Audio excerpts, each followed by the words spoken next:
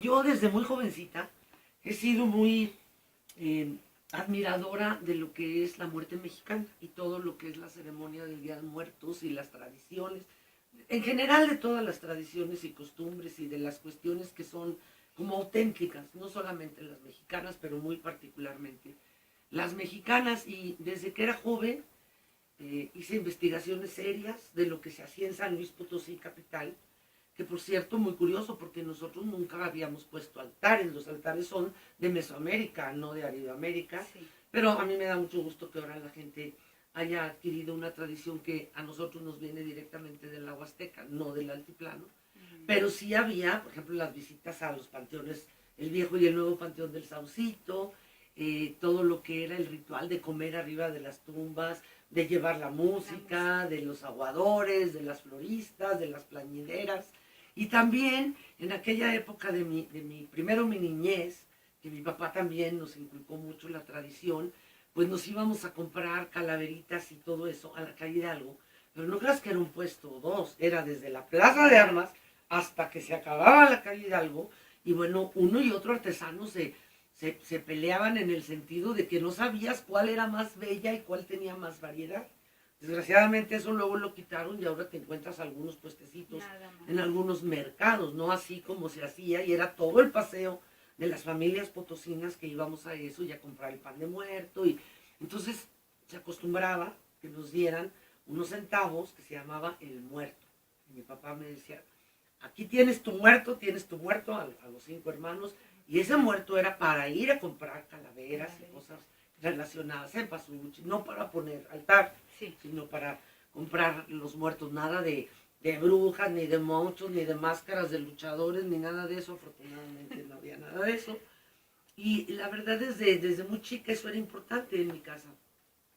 La tradición del Día de Muertos, que para mí hasta ahorita sigue siendo la fiesta más importante mexicana, en donde se fusiona, es un sincretismo muy interesante, se fusiona con lo de fieles difuntos de los españoles, y hasta donde yo sé, en agosto se celebra, en agosto del calendario actual, pero en lo que era equivalente a agosto era cuando se celebraba en las diferentes etnias que ahora conforman a todos los mexicanos. Se celebraba esta ceremonia de muertos, de hacer altares. Llegan los españoles, la pasan a 1 de noviembre, que es realmente la celebración de fieles difuntos en España, y a nosotros nos queda la del 2, pero todavía está dentro de la temporada, y sobre todo con las flores de cempasúchil, que finalmente todas las conocemos, no como la flor de 400 pétalos, que es como es, sino como la flor de muertos, porque nada más se da en la temporada. Y en fin, seguí muy de cerca todo lo que se hacía. Estuve haciendo en aquella época, yo trabajaba en el periódico El Heraldo, hice todo un reportaje maravilloso que se publicó a una plana, de todas las costumbres de San Luis, los costos, porque además ya desde entonces abusaban ahí por la gladiola y las cosas se iban, los rezos que se hacían y la cantidad de afluencia en esos panteones maravillosos que son el viejo y el nuevo Saucito. Y también rescatando mucho, desde entonces, fíjate qué curioso, en ese trabajo que se publicó, que luego se publicó en otras revistas y que lo he dado pues como medio conferencia, sobre los poetas que le cantaron. Que todos los poetas, yo no creo que nada más los mexicanos obviamente, pero en México no creo que haya un solo poeta desde la época antigua prehispánica, hablo desde los más antiguos, mucho antes de Nezahualcóyotl, que le han cantado, le han escrito a la muerte. Y para mí ha sido muy interesante y fascinante, diría yo, el enfoque que cada poeta da, que es totalmente distinto. Cuando regreso al teatro, que tengo ya metidísima, voy a cumplir 21 años ya, y con mi taller, tengo 20 años y medio, con el taller de Teatro Green. Tenía yo el taller adultos en la Casa de la Cultura, hoy Museo Francisco Cosío. Y quien era mi primera actriz, además muy amiga mía, Carmen Hernández Muro, o Carmen Hernández Sánchez, abre la Casa de la Comedia en el barrio de San Sebastián. En el año 1997 lo abre. Y entonces me dice, oye, ¿por qué no hacemos algo de muertos? No hacemos algo de muertos. Yo la verdad andaba todavía con otros montajes y cosas, pero a veces la musa me quiere. Y llegué un día a la casa y de pronto se me vino así en cascada nuevamente la poesía, y empecé a buscar y a investigar y a sacar textos y armé una gran antología poética de la muerte y de ahí a seleccionar, y entonces yo leía en voz alta y me imaginaba visualmente cómo, que no es declamación, ni es recitación, ni mucho menos, sino que realmente somos intérpretes de la poesía, decidores, que combinamos el teatro, la plástica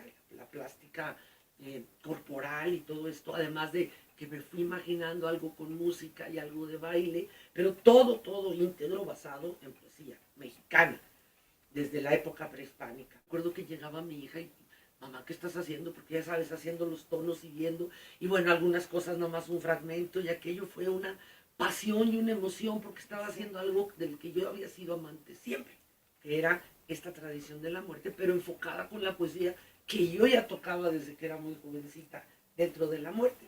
Y salió la Catrina, claro. En esa primera edición de Catrina eran 6 mujeres, 7 con Carmen Hernández, a quien yo por eso pensé en el personaje de la Catrina, por ella, pero de ninguna manera pensando en lo que Guadalupe Posadas hizo, o Diego Rivera, que es realmente el que le da el nombre, sino tomando la Catrina como el símbolo más importante, más fuerte de la muerte mexicana, como en ningún lado vas a confundir la Catrina con ninguna otra cosa, más que México. Y toda esta elegancia de la muerte. No tanto el trato, que también es maravilloso y que me encanta, pero yo lo veo y lo enfoco desde otro punto, que es, por ejemplo, las calaveras literarias, las cuestiones chuscas, el trato de tú a tú con la muerte, ¿no? Es decir, a mí las calaveras me pelan los dientes, que es fenomenal, pero esto es otra cosa. Entonces, alguna gente me decía que por qué tomaba la Catrina si no tenía una sátira política como lo que hacía Posadas o algo. Le digo, no, es que ese personaje es universal. Lo crea Posadas, lo recrea Diego Rivera, pero ya es totalmente nuestro de todos, ¿no? Y ella representa esa muerte. Y son los poetas mexicanos los que nos dicen qué piensan, cómo es la muerte y cómo la tratan o cómo se sienten tratados. Cada uno lo trata diferente. Hay cosas que son realmente muy duras, deprimentes. Hay otras que son, por ejemplo, lo de Guadalupe Amor, que le está diciendo al amante que te vayas adestrando en pudrirte y que preferirías la muerte que estar aquí, ¿no? Hay otras, como la parte final de Rubén Bonifaz Nuño, que en lo personal me gusta mucho, en donde te va mencionando todo lo que hace cuando se muere alguien. Lo que tú haces todos los días, pero a veces, entonces fíjate cómo cada poeta lo hace distinto, ¿no? Y yo, la parte prehispánica que ha ido creciendo mucho a través de los años, porque Catrina nace en el 97, son 15 ediciones. Tengo un público que me quiere tanto, que ha ido los 15 años y a veces a todas las funciones cada año. Y hay público de todo tipo. Sí. Entonces yo con eso compruebo 1000 veces que la poesía es universal y que no se necesita ni siquiera hacer culto para poderla sentir, sino estar abierto a la experiencia de la emoción que nos transmite la metáfora. Tengo, bueno, en el patio de la universidad tengo siempre más de 2000 personas que vienen de todos los estratos habidos y para ver, tanto culturales como económicos, como lo que quieras. Y ahí están. Y además de todas las edades, los niños, que es un personaje que te cautiva. Aquí nada más así yo tengo ya alrededor de, ¿qué te diré? 8 años, no, quizá 9 haciendo yo el personaje. Carmen Hernández, por razones personales, sale del taller, se dedica al tango y a otras cosas, y entonces yo entro a la Catrina, que es un personaje que no volveré jamás a dejar. Yo trabajaba a partir de la segunda edición, no nada más dirigiendo, sino que yo estaba como una de las enlutadas, que además me encantaba. Y la Catrina, en esa percepción que yo vislumbré y con la personalidad de Carmen, era fenomenal. Yo soy una Catrina distinta, porque cada quien tiene sus propias aptitudes y gracias, pero es un personaje que se te va metiendo por los poros, y ahora es una Catrina más elegante porque tengo un vestuario nuevo, un poco más espectacular, sin salirme de lo que es el vestuario típico de la Catrina, blanco, con su banda negra y su gran sombrero con sus plumas de avestruz. Pero, por ejemplo, este año tuvimos la innovación, esta primera parte que es prehispánica, y que ya desde hace varios años compré el vestuario para 3 prehispánicas, que son preciosos, todos bordados a mano y con mucho lucimiento, pero de los auténticos, porque se lo compré a un señor que se dedica con su grupo, son matlachines, pero son de los danzantes tradicionales, no comerciales. Y él hace todo siguiendo los diseños de la antigüedad. Y también una capa preciosa en arte plumario, con el que, y el penacho que es con plumas de avestruz. No es cierto, las plumas de avestruz son las de Catrina, con plumas de pavo real, que es con la que hacemos la coronación del gran rey Nezahualcóyotl, que luego él habla, ¿no? Diciendo yo Nezahualcóyotl. Entonces visualmente es una parte muy, muy bella. Y está la caída de Tenochtitlan, en donde todo el cuerpo actoral está haciendo, mimando la escena en el sentido de los españoles llegando en los caballos y el ataque y la defensa, pero también la angustia y hasta que caen, ¿no? Eso está tomado del manuscrito anónimo de Tlatelolco, que fue un manuscrito que se encontró ahí en la Plaza de las Tres Culturas, que es estrujante, ¿no? Yo lo digo, y la verdad, no hay vez que lo diga que yo no llore.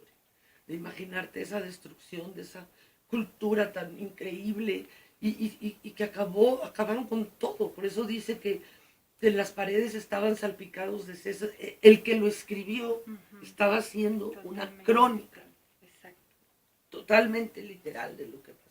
También tenemos dentro de esa parte algunos fragmentos del texto de Popol Vuh, del Chilambalán de Chumayel, ambos de los mayas. Tenemos también de un coloquio náhuatl que es precioso, que estuve yo trabajando y buscando y comprando todo lo que encontraba de poesía náhuatl. Entonces tracté de diferentes, inclusive hay poetas mujeres. Entonces hay una parte que está casi al final, que bueno, son dos, pero esa que dice, soy mujer, soy una de Chalco, o sea, el orgullo de la poeta de aquella época, de decirlo, ¿no? Sin que rayar en un feminismo, sino en el orgullo de ser. Y luego hay una parte bastante erótica, que también es un fragmento, en donde dice, yo mujer que unté mis manos con ungüento. Entonces está como seduciendo, y en este caso yo la meto como seduciendo a la muerte. Y bueno, hay poesía coral, como el ante un cadáver de Manuel Acuña, que ese sí lo metí completo porque en lo personal lo adoro, y creo que también visualmente es muy, muy bello. Y al final tenemos dos corales, la que te acabo de decir de para que los hayan decentes, que más bien es una frase cada uno, pero y tenemos otra que también habla de ve adiestrando, la de Pitamor, ¿no? Que es muy padre, que estamos dos coros ahí, como diciéndonos cosas muy bonitas y también terribles al final, ¿no? Total que yo creo que cada poeta nos dice diferentes cosas y creo que está muy bien presentada y que los actores cada año y tratar de que entiendan, de que sientan, porque la poesía es eso, pero la vida toda debe ser eso, pero sobre todo cuando trabajas la metáfora, cuando la dices, cuando la escuchas, tiene que ser emoción pura, si no, no importa. Pues bueno, Catrina es algo que amo muchísimo, muchísimo, muchísimo. Y la poesía, y el teatro, y la plástica, y todo lo que en conjunto. Claro. No, excelente, Ana. La verdad, pues te deseamos muchísimas felicidades, muchas, muchas presentaciones más para San Luis Potosí. Contigo podríamos platicar todo el día, toda la noche. Ay, y no, más. no. Muchísimas gracias. Muchísimas gracias. Ay, por perdón, esta plática. Me apasiono muchísimo. No, yo te dejo hablar. Hay miles de temas que no conozco, incluyendo. Pero sí, la verdad, es maravilloso escucharte por esa misma pasión. Ay, o sea, sí. La sensibilidad. Entonces, es algo que te apasiona. No, me apasiona la vida y me apasiona el arte Claro. y me apasiona todo. Y yo creo que la gente debería vivir con pasión la propia vida, Así es. aunque no sea artista. Amar lo que estás haciendo. En eso es lo que es claro, yo soy muy afortunada. Excelente. Ay, muchísimas gracias, Orquídea, por dejarme compartir otra vez las cosas que amo y las experiencias, algunas, ¿no? Y volver a recordar, ¿no? Gracias a usted. Ay, no, es que vuelves a vivir todo y te acuerdas. Y no, sería largo, pero sobre todo, pues agradecer enormemente al público de San Luis. Es sumamente generoso conmigo. Yo no tengo cómo agradecerle porque me sigue mucho. Y entonces podemos hablar el mismo idioma a través de ese contacto, ¿no? Claro. Y de las cosas que no tienen nada que ver con mezquindades ni con corrupciones, sino con nuestras raíces y con la creatividad y con las emociones que en la vida diaria cada vez se expresan menos. Y eso no tengo manera de agradecerles. Y